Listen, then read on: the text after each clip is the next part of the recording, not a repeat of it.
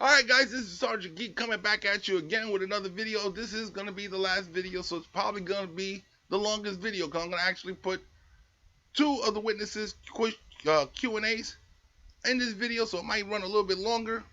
But I want to put these in there so you can actually see. The last two people that's going to be on here, it's I guess it's a technician. They call him the general or the colonel. I guess he was in the military. He actually did some statistics and checked out one of the voter machines, and he had a testimony on that. But I'm gonna put the Q&A on there so you can see that. And the last one is gonna be I believe she is a surveyor or election conveyor, something like that. I can't remember what the name of the person, what the person's job title is, but her job is basically a big deal in the election. And I'm gonna put her Q&A up there as well. So let's get to the video and let's see what's going on. Sure. Thank you. So I just want to understand. I mean, I think we. Was there something you were going to add? Yeah, I was going to ask him to spend a few minutes on Dominion. Okay. The company. He knows quite a bit about it, and he's one of the few people that has examined their machine. Okay. Well, let me ask my question, and then we'll ask you about Dominion too. But I just wanted to understand. So we had the Antrim County Clerk in here, and we had her testify earlier this, in the last few weeks. And one thing that I found from her testimony is that she seemed not to be very well trained.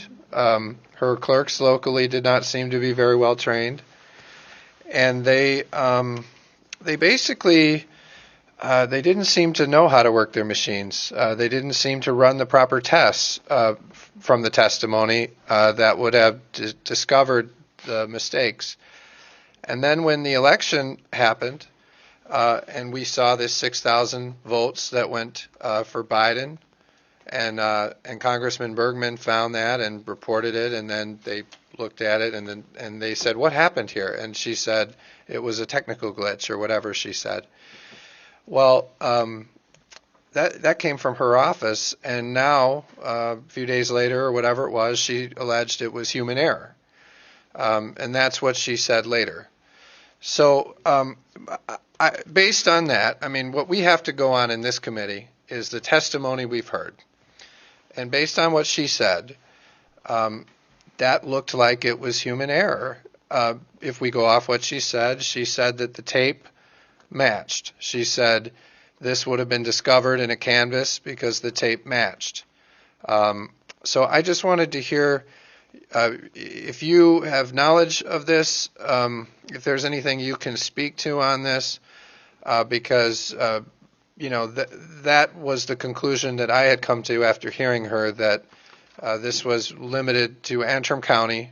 And again, like I said, Dominion won't come in, so I don't know more. But I know in Antrim County, it sure seemed like the clerk there didn't know what she was doing, and that caused a lot of this problem and confusion. So can you tell us more about what you learned and address that for me? Thank you. Yes, our forensics team went up to the Central Lake Township. And can you clarify, is that in Antrim County? It is in Antrim County. Okay, yeah, thank you. And this was included in the forensics report on Central Lake Township in Antrim, Michigan. The report date was November 29th, 2020. And on the 27th, the ASOG forensics team, which is the Allied Security Operations Group forensics team, visited the Central Lake Township in Michigan. The clerk presented to two separate paper totals tape from the tabulator with the identification number ID2, tabulator ID2. One was dated poll opened November 3rd, 06/38/48, which was roll 1. And the second dated poll open November 6, 2020, 09/21/58, which was roll 2. She was asked, Ms. Kozlowski. I ask you, what does that mean? So was one, what were the two dates? The actual poll date, November 3rd, and then the second on November 6th. And there were two tapes. Two tapes. They ran the ballots and printed roll 2. She was asked by the county clerk's office to come in and do a retabulation on the 6th.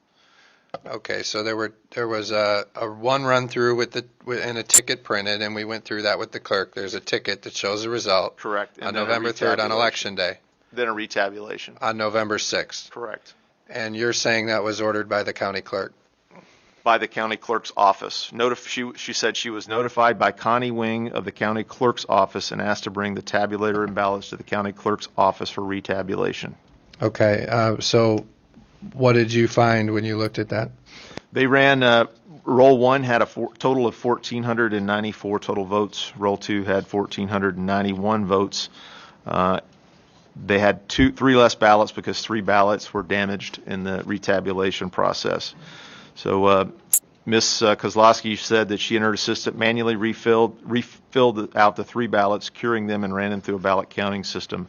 But the final numbers did not reflect the inclusion of those 3 ballots. So the shifts in the votes from tape 1 or roll 1 to roll 2 on election night, President Trump received 566 votes. Vice President Biden received 340 votes. On the recount, Trump had 1 less vote at 565, while Biden was unchanged at 340. The other areas on the down ballot where we saw a lot of different number shift was a proposed ordinance to authorize marijuana and then a retail establishment within the village of Central Lake. So those were the ballot proposal to authorize marijuana went from not passing to passing by shifting votes and removing when the recount, the 3 ballots were not counted, the proposal passed with 1 vote. And then for school board, even though this was a ranked voting, and the top 2 apparently were going to be elected, there was a significant number of votes. There were 742 votes added to this total.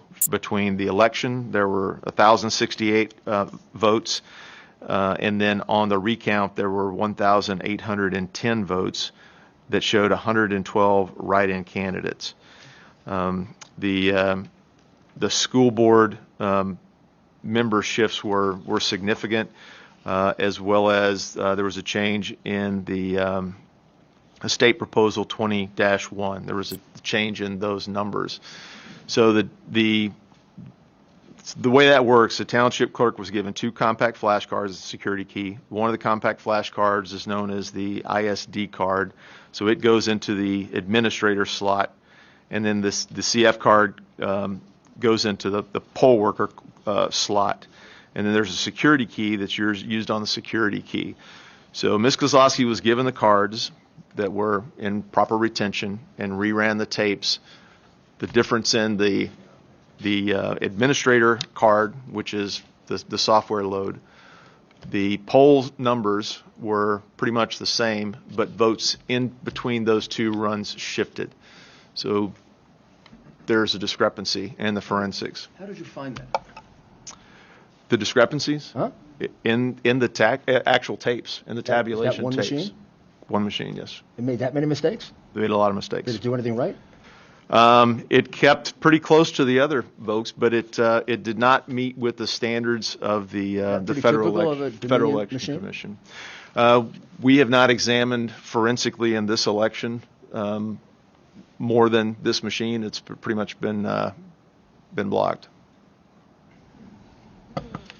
So It definitely is far outside the limits of the 1 in 250,000 vote error rate. So Based just on that, would you want to examine more machines? Yes, sir. just to understand, so what the clerk has said is that, and I heard you say there were 2 tapes, and then you kind of went through how there were some differences on the 2 tapes. What the clerk has said is that there was a problem basically with the way the count was displayed on the website, but that when they looked at the tape, that the count was accurate, and that would have been caught in the canvas.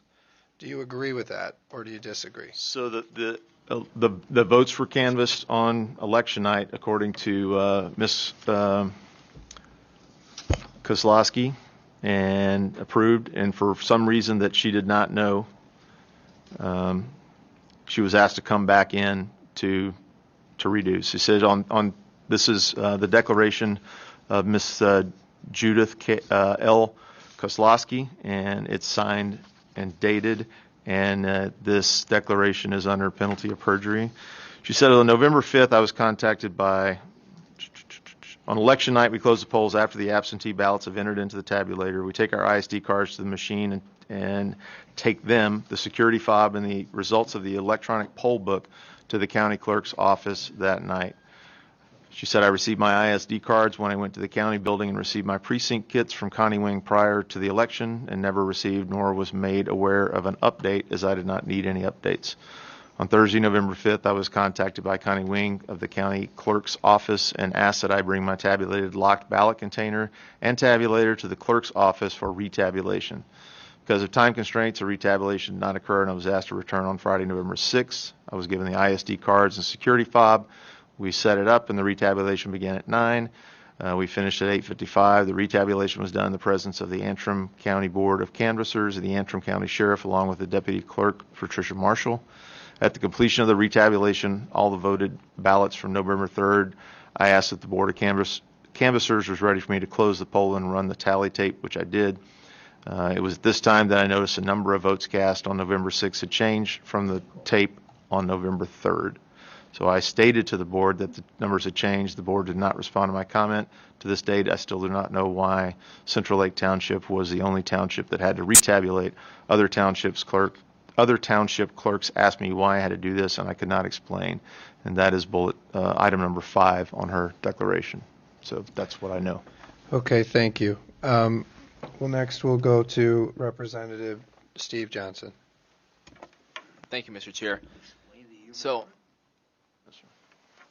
in your analysis, you talked about how the number of votes coming in were at a rate higher than they could actually be processed through the machines. Correct. And this is after the polls have closed? Yes, sir. This is... So forgive my ignorance here, but the way I understood it is that the numbers don't get counted one by one. A precinct will count all their ballots, and then they submit all their numbers. So the fact that there's a lot of numbers coming in within a short period of time isn't because a bunch of ballots all of a sudden got counted. It's because machines from all over the state that had been counting for hours all day long finally decided to upload their information. I mean, am I missing something here? That's how I always understood how these things work is, I live in the city of Wayland. I vote. They, I think 7 to 8 o'clock, they shut down, they do everything, and then they upload it. They didn't all of a sudden run through 1,000 votes. No, those 1,000 votes were counted over hours and hours. So the timeline of the reporting, which is it's got timestamps on the data files, the data logs, where it's uploaded. Those show 4 spikes that totaled 384,000 votes in a combined interval of 2 hours and 38 minutes. So those. Why is that not possible? Because they're not running 300,000 ballots through that quickly. That's just Correct. machines Yeah. from around the entire state. So if you have the city of Detroit with 250,000, obviously Detroit came in later, but hypothetically, there's big cities in Michigan, big precincts, and they start filing at the same time. It seems to me like it's actually quite logical that you would have a lot coming in a short amount of time. As someone who's a political candidate, as I watch the numbers come in, usually there's nothing, and then all of a sudden you get a bunch of spikes. Oh, we got City of Kentwood. Oh, we got Gaines Township. You start seeing things come in. I don't think that's proof of fraud or anything. I think that's just how it works. Am I missing something here? So if you look at the total number of machines, and the machines can count about 2,000 ballots per hour per machine, the calculation sum would yield about 100,000 ballots is the maximum number of ballots that could be processed. But they're not Tabulation processing that ballot in that machines. time frame. They've been processing those ballots all day long. They are just uploading the total number at that time. Well, they're actually uploaded at various intervals along that timeline throughout the day. Say that again? They're uploading those results at various across that timeline throughout the day. I don't think that's accurate. I don't think they upload results until after everything is done. I mean that's actually a pretty big deal with Republican at least, we actually have been very clear of, you don't start reporting the ballots until everything is done, everything is closed out. So I don't think that's actually accurate. If that is accurate, that's something we need to look into, that they're continuously uploading the numbers throughout the day, but that's not my understanding. Yeah, so if you look the Edison data provided to the New York Times, it shows pretty much of a continual upload throughout the day.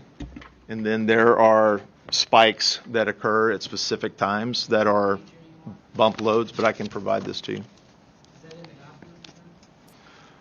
The question is, did you give us that? As I know you gave us a packet. That's not in it. It should be in the affidavit that Okay. I We provided don't have to you, that. Mr. Okay. Chairman. Did he answer your question? Okay. Next, we'll go to Representative Camilleri. I'll pass. Thank you. Thank you. All right. Representative Lefebvre. Yeah, thank you, Representative Johnson. If you and I agree on the thing you were just talking about, that could be a real problem if something is different. But Colonel, I've got. Tell me if I'm wrong. 10 precincts in the state you believe voted at 100% approximately.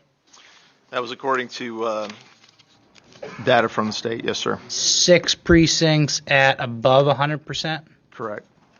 Add those up for me. About how many votes is that?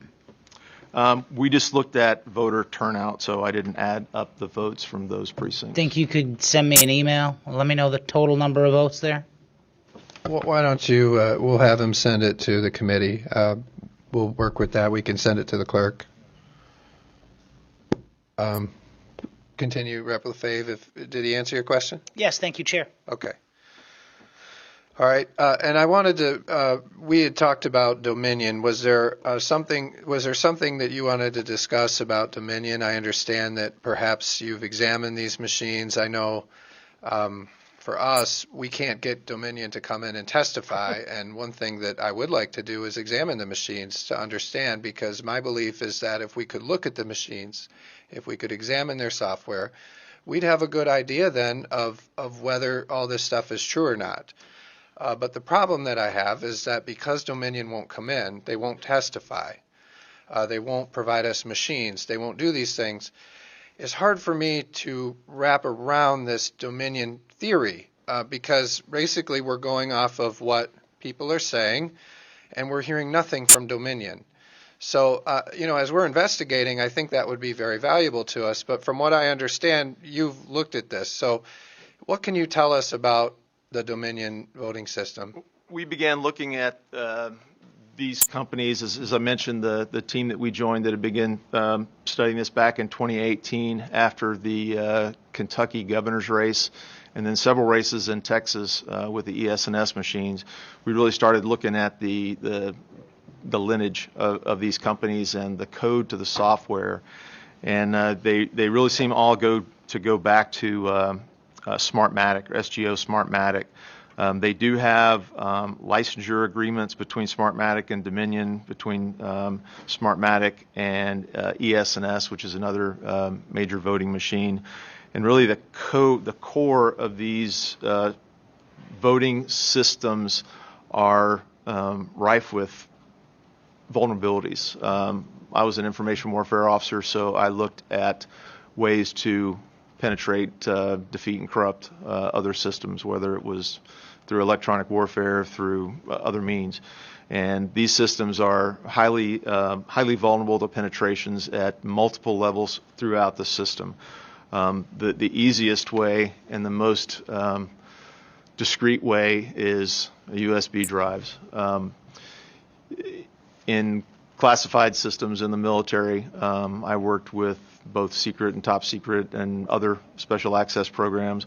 All those machines had the USB drives deactivated. You could not use them just because of the critical vulnerability. These machines all work off of USB drives, and so we've found in dealing with Pennsylvania and in Arizona, there is no control, there is no chain of custody in the USB drives. Workers can stick a USB drive in. We could stick a USB drive into any of your laptops. You don't know what's on there, and you can change software. You can change operating systems with the USB drives. And the core of these systems is manipulability. This is the operator's manual and the implementation statement for 5.1. One of the myths that has been propagated even by the director of CISA at Homeland Security, which is the Cybersecurity and Infrastructure Security Agency, is that, well, these machines are not connected to the internet. In the operator's manual, there's a whole page of references that show you how and when to connect and what selectors to connect to servers and to routers, so it is connected to the internet. That's how you get election night reporting. That's through another company called Clarity Elections. They provide early reporting to the news media. Matter of fact, as I was looking at one of the counties where I saw the spike, I believe it's Oakland County. I was going to the Oakland County, the 2020 elections results, and I clicked on the elections results, and a warning flag pops up to the right side, and it says, "You're leaving this domain. You are going to clarityelections./mi." So the information for the counties in your state isn't really maintained or owned by your county and state, but rather a corporation that's owned by SOE Software and Scytl, SCYTL, which is a Madrid, Spain corporation. It went bankrupt in May of 2020 and was purchased by another UK registered company. So we've recently found, and we're digging further, that there was a $400 million financial transaction to Dominion Voting Systems in October, 1 month before our election. We're digging into that, but we know through some of the leaked information from the Panama banking system that SGO, Smartmatic, and Dominion both share a physical address in a small building in Barbados as registered headquarters. So these companies share licensing agreements. They share a common core of their DNA is the code, is the software. And I'll be happy to provide you an electronic copy of this operator's manual. And when you read through here, and you can see all the options that administrators and operators of these systems have, like some of the previous witnesses mentioned, they can vote blank ballots. They can delete data. They can They can mass adjudicate write-in ballots. And so it is designed to be inaccurate. It's designed to, if an individual or a team of individuals had a malign purpose, this would be the tool that I would want to use. Can I ask you, Colonel, tell them the history of Smartmatic. When did it start? Where did it start? Smartmatic. And what was it developed to do? Smartmatic was developed in Venezuela. Hugo Chavez was the president, and basically he invested, I believe, 28% of the money to fund Smartmatic to control the Venezuelan elections. I personally debriefed the son of a Cuban intelligence officer who was at dinner with two of Hugo Chavez's relatives when Maduro's election was in question due to the populist uprising in Venezuela. And they told him, the son of the Cuban intelligence officer, "Don't worry, it's guaranteed. Our father invested the money to start SGO." So, and have they been involved in numerous elections that have been questioned as to the integrity of the election? Numerous elections in Central America, the South Pacific, and Europe. And are they allied with Dominion? Well, at least in Barbados, with a shared. Does Dominion use their software? The Dominion software, so that where the merger of the DNA comes, is there's the licensing agreement. And as a result of a lawsuit, Sequoia Voting Systems was sold off of SGO and purchased by... Who owned Sequoia? SGO, Smartmatic, owned Sequoia. They sold Sequoia Voting Systems to Dominion Voting Systems. And they also purchased Premier as a result of an antitrust. So all of the DNA and the code and the software in these machines are very, very similar. As a matter of fact, there's testimony on the House floor as late as July of 2019 that decries that we're actually still using this equipment that is full of holes. My team is doing analysis all over the country right now. We're we can't meet the demand because there's so much.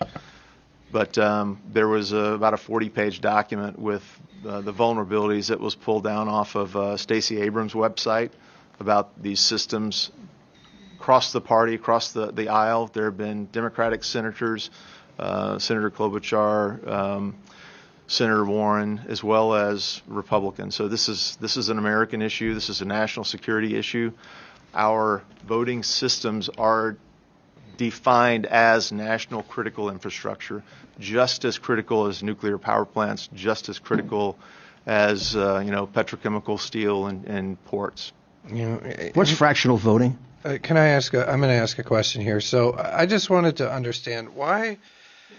So when we hear these things, they say in the press, they say this has been debunked. Right? Every time I read about this, they say this has been debunked. It's fake news. Please, we don't want to have to remove anybody, and I'm serious. We're not supposed to yell out here, but let me ask you. When you hear that, why do you think they're saying that? Because we do hearings like this. For many people, this is the only time they hear testimony like yours. But why are they saying that it's debunked? Do you have a theory on that? I have a theory in life, and it's about people and personal behavior. It's either a variable of competence or a variable of commitment. In this case, they would be either incompetent. They haven't done the research like I and my team have done. They haven't looked to the user's manual of these systems. They haven't rationally thought that, these election votes are updated in real time. How does that happen? Nobody's getting in from a car from Lansing, Michigan, and driving it to New York to be uploaded at the Rockefeller Center. So these are connected. And actually in the operating diagrams of the systems, the high-level block diagram, this is Democracy Suite. It shows Democracy Suite, EMS application and document management server, the Democracy Suite database server, the data center. This is data. This is electronic data. Your ballots are put into the machine, and they're turned from a paper ballot to a ballot image. And the ballot image is data, and the data can be manipulated with something as easy as a USB drive. Thank you. Representative Riley. Thank you. So I'm just trying to figure out, would not a recount detect if you had a software manipulate the votes? Wouldn't that be easily seen? So what we observed, and your other witnesses tonight observed, is a injection of paper ballots. Whether those are accurate or not, you could recount the manual ballots, but unless you did a forensic audit of the ballot itself, you wouldn't be able to tell if the ballot was fraudulent or pre-printed. We have technology to be able to do that. A gentleman that I'm associated with in Texas, his name is Javon Pulitzer. He invented the QR code and scanner and scanning capability, owns a patent on all that. He's devised a way to determine fake ballots or ballots who were pre-printed. So yeah, but isn't that another issue altogether? I'm just talking about this is a multifaceted issue, but yes, the forensics data, if you have access to the software code that was driving the algorithms in these machines, and I say algorithm because the data that's the raw feed of the data is reported in decimal places. So if you're tabulating votes, your vote, my vote, Representative Johnson's votes, well, that's 3 votes. This data is reported in 3-digit fractions. So how is that possible in an additive function? So the software and the code is what we would need, or a qualified forensics team of your choice would need to look at to determine what algorithms were in the USB drives that drive the machines. And the number pattern that we see is that they would pick 3 to 4 precincts. They would run the algorithm for an X amount of time till they got close to the precinct threshold so it wouldn't kick off the overvote situation, and then they would move it to another precinct. So this is a complex issue with injection. In Pennsylvania, we heard a gentleman who, again, signed an affidavit as a truck driver that he delivered a truckload of ballots to a vacant lot in Pennsylvania from New York, and his assumption was the ballots were just left there. There was no one there to sign his bill of lading, to give the bill of lading. So the hypothesis or the assumption is that was used as a staging area for people to go pick up pre-printed ballots to move into the system. For example, what we saw in some of the late absentee numbers in Michigan. Thank you. Thank you. All right. With that, we'll move on. Thank you for your testimony today. We appreciate it. And now we're going to invite. Thank you, Monica. And I heard stories about how you were threatened and bullied and attacked by a lot of these radical left-wing people, and so I have my sympathies for that. And you have my sympathies for that. I know you've been through a lot, and it's courageous for you to be here and testifying today. So thank you. With that, I'll go to Representative Weber.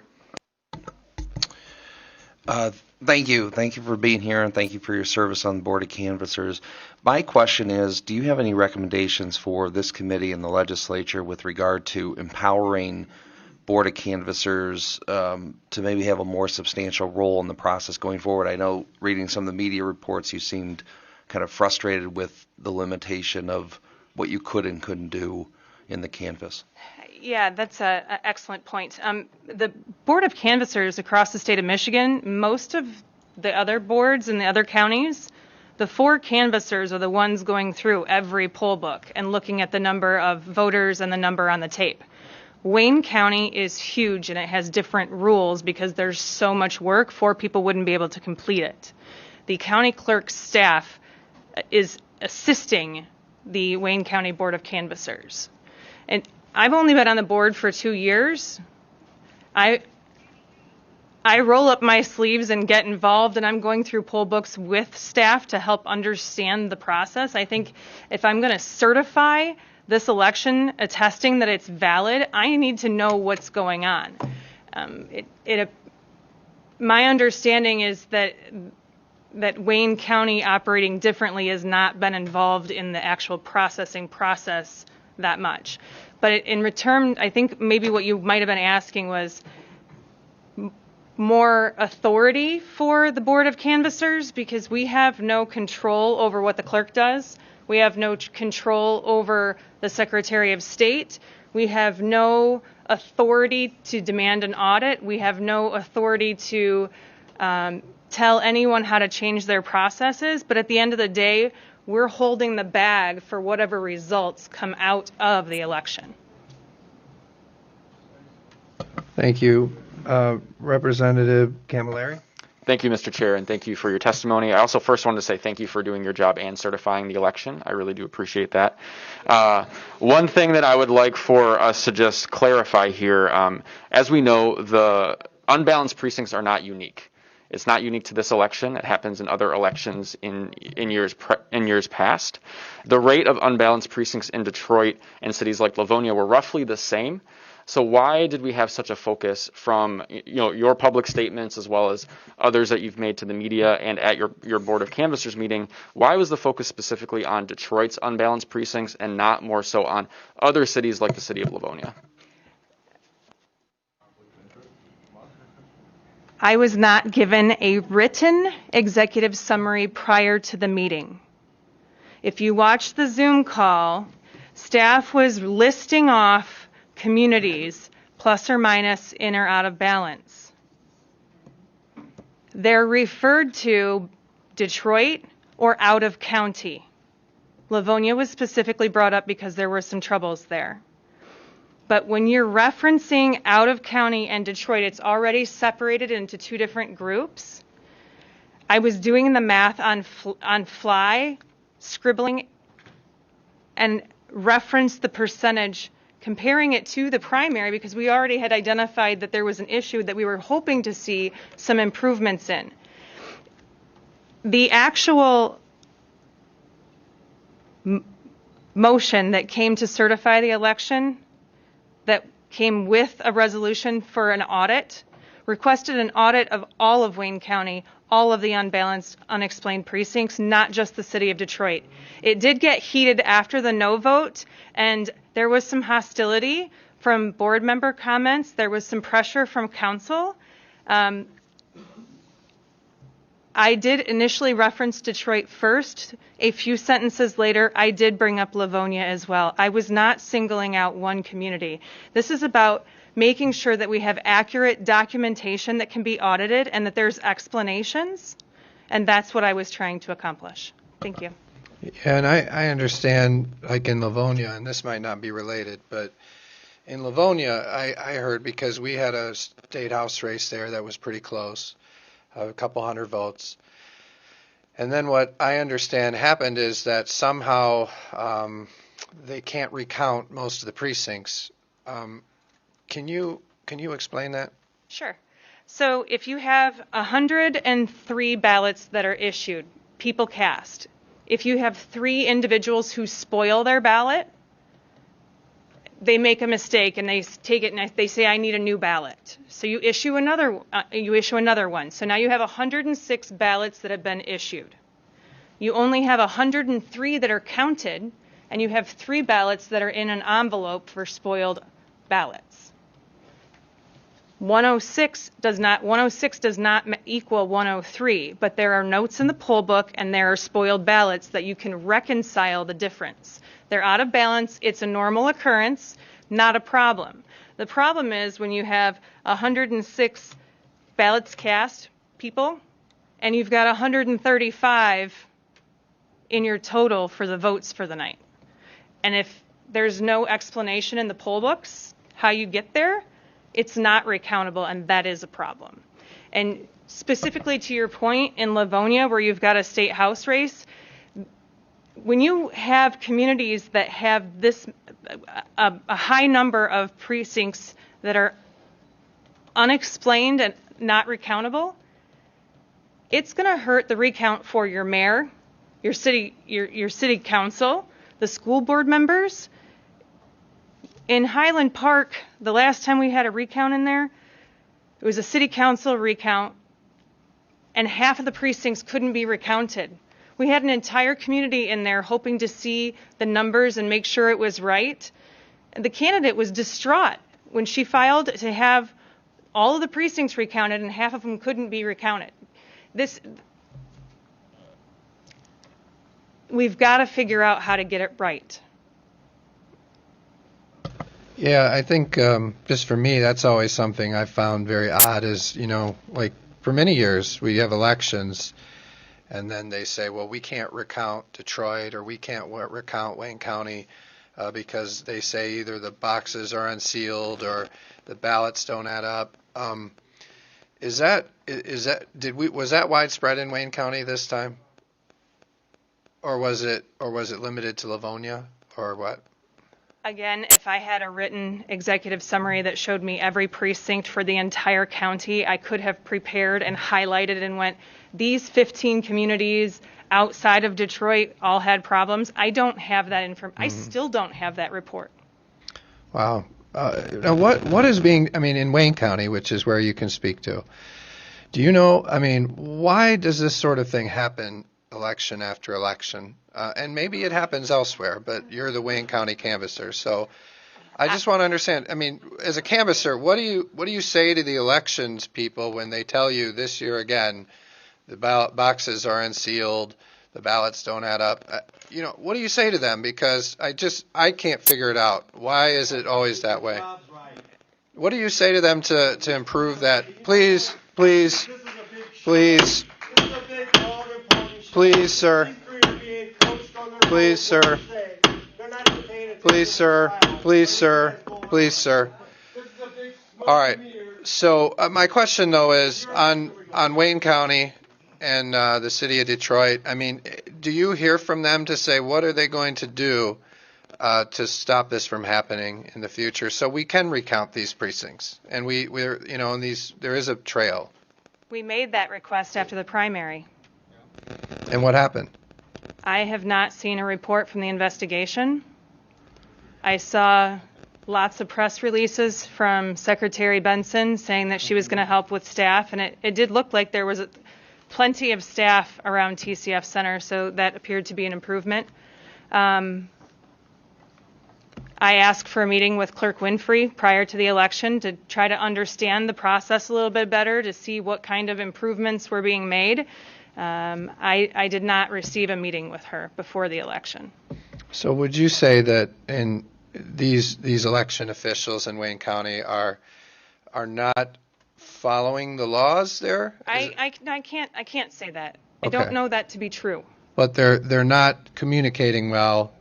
Would that be right to say they're not communicating what they're doing to why these problems are still happening with you as a canvasser? I have no authority over that position.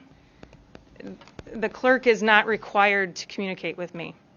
Yeah, that seems like a problem. Yeah. Yeah. And Well, sure. Thank you for sharing that. I didn't know the answer to that. We'll go now to Representative Riley. Thank you. When it comes to the precincts that don't balance, is there a quantity that we know? Is that public knowledge? that don't balance or that don't balance unexplained. No, Because being out of balance, if it's explained, is okay, it's recountable. Okay, but do we know the quantity, when something is not balanced, do we know the quantity of votes? I believe, I ask for a cumulative total, because you have some that are higher and some that are lower. And the verbal number that was given to me during the canvassers meeting, I believe was around 400. But again, if I had a written executive summary that showed me every precinct that was plus or minus, there would be a total at that bottom of the page, and we could look at it real easy. Gotcha. Okay, thank you. Mm-hmm. Representative C.A. Johnson. Thank you.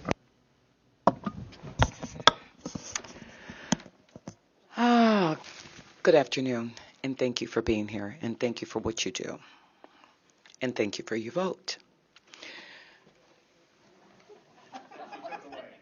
Please, let's let her ask questions. Mr. Chair, when we get a chance, I'd like to have this kind of even because we have a Detroiter.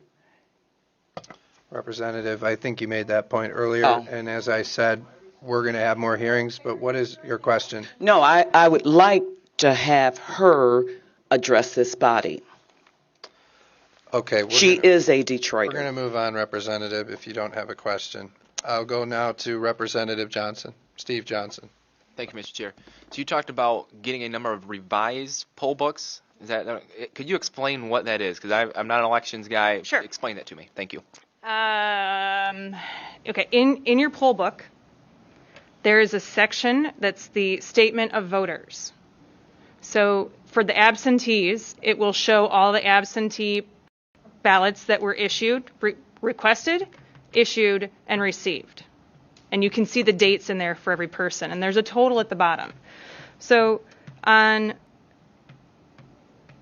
election, I believe it was Sunday that the poll books were printed. So all of the ballots that were received by Sunday when they were printed are in this list.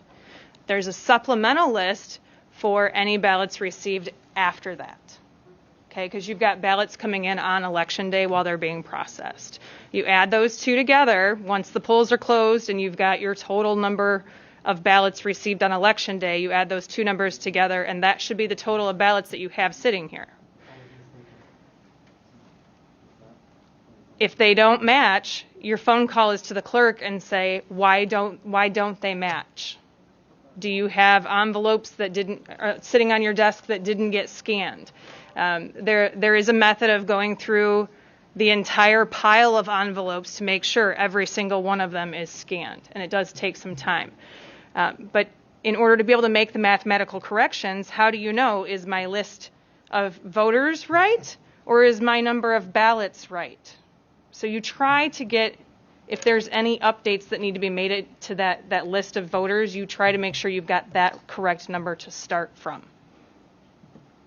Does that help? That does help. Now, is it possible for someone to, let's say we're doing an investigation audit, can we see the original poll book as well as the revised version, or is only the revised version out there? My understanding is that staff retains the original list and the revised list. Okay, thank you. Yes.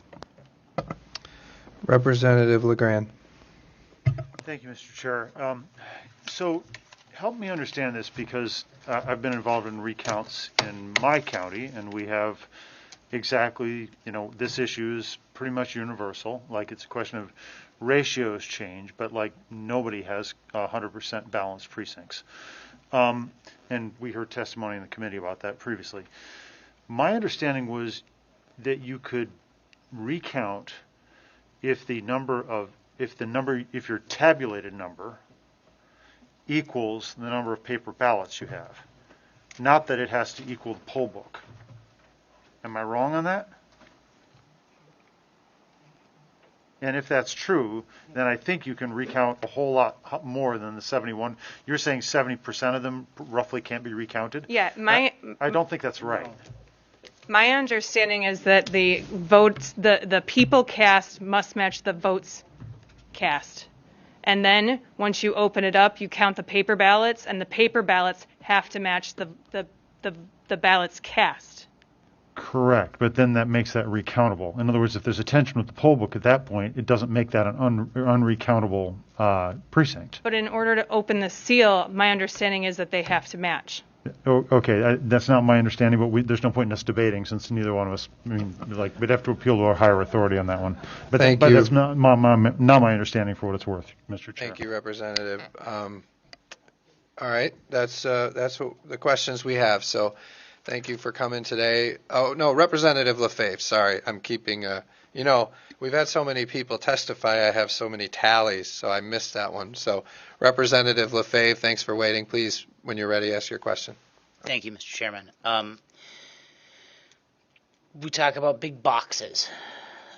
These big metal boxes that had the stamp of approval or not by the Board of Canvassers. What are these boxes? What are they for? How big are they? This is multiple questions, I'm sorry. Tell me about the boxes, how big they are, how many ballots there are potentially in each one of them, and what they're for. Okay. So the boxes are about this tall, about this wide. There was a batch of 50 new boxes purchased by the City of Detroit from Election Source, and roughly 30 of those boxes were defective. They're metal, and there's two sides that meet along the back, and the welds were not done properly, so there's a gap along the back seam.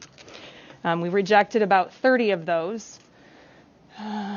Sometime before the November election, they did bring us some repaired containers, and we went through them and then took the red do not use tags off and put certified labels on those. But if I remember correctly, there were only 24, and I could be off by 1 or 2, 24 that came back repaired. As to how many ballots were in those containers, I would have to ask staff. I would maybe look online. I have the precinct number or the absentee counting board numbers, but I don't have the associated ballot counts with those counting boards. Does that answer all of your question? Well, I only get one, so I would just like to say, if you buy 50 boxes and 30 of them are defective, let's never buy from that company again. All right. Thank you, Monica. That's the last question for you. We appreciate you coming to testify. Thank you. Thank you. All right, guys, you saw the video. You saw what's going on. The lady that works for the elections, she had a lot of things that she had to say and a lot of recommendations that she felt that she needed to get done in order to make sure that this kind of thing never happens again. And the gentleman on there, you can see he answered their questions with a lot of statistics. You got to watch his interview, his testimony. He lays out a lot of facts out there. And as far as I can see, I haven't looked at these machines. There's only so much as a person on YouTube that I can actually look into. But he kind of convinced me that something was afoot. So, like I said before in my previous videos, if it was me, I would want this checked out. If I was President Trump, he's doing what he wants to do. He's doing what he's supposed to do. He's making sure that the election is verified. If I was Joe Biden, I wouldn't want this hanging over my head for 4 years. If they were going to investigate the election, and I was confident that I won without question, I would go ahead and say, go ahead, do it. Check it. And then once it came back and it said, Joe Biden, you're the president, I would be like, good. None of this can come up for the next 4 years. I don't want to hear about it anymore. It's done. Let's move on and let me do my job. But like I said once before, that's my opinion. I doubt that's going to happen. They won the election. They're going to make sure they stick to keeping that election. So what else can I say? But once again, that's the end of this video right here. I hope you guys got enough information out of this little mini series I put together. And once again, I'm leaving a link in the description of the full hearing that I got on off of YouTube, so you guys can watch it in its entirety. So you can watch the witness testimonies, you can watch the Q&As for yourself, you can watch all the reactions that goes on in and out that committee. I'm also, don't forget guys, all the way up to December 31st, I got that contest going on. I'm giving away 5 prizes, so anybody got a chance to win them. I'm going to leave a link in the description below where you guys can actually go and enter the contest. You can see what I'm giving away and hopefully win yourself something. I will be announcing the contest winners or contacting the contest winners between January 3rd and January 4th. So enter the contest, win yourself some free stuff.